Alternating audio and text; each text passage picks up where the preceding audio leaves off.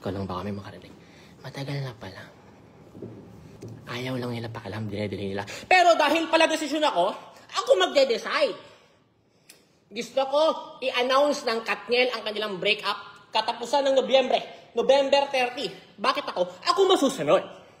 Kailangan i-flex ko yung ego ko eh. Ako yung probinsang marites! Something like that. So, November 30. So, anong ginawa ko? In-announce ko midnight, November 29.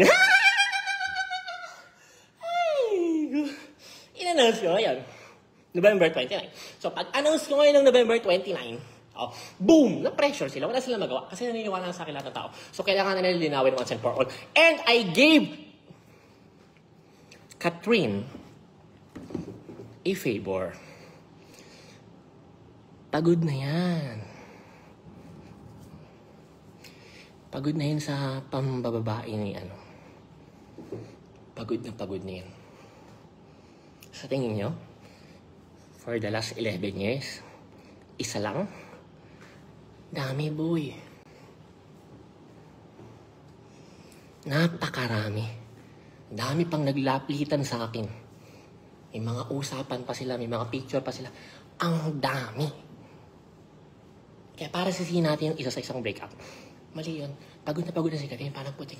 Ito na ako yung buong buhay ko. 11 years na ito. Pag-artist ako, nakadikit na ako dito.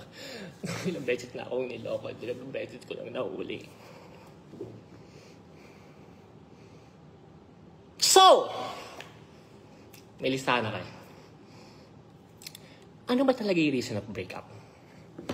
Maliban sa pagod na, no?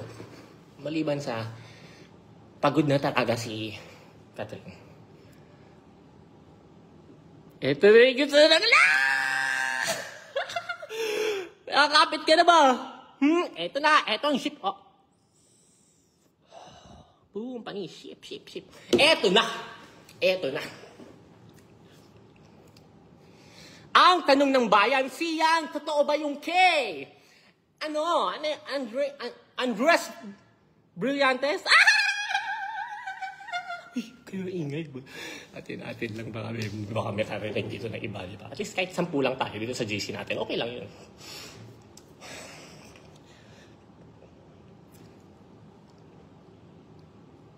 Nagkita daw eh.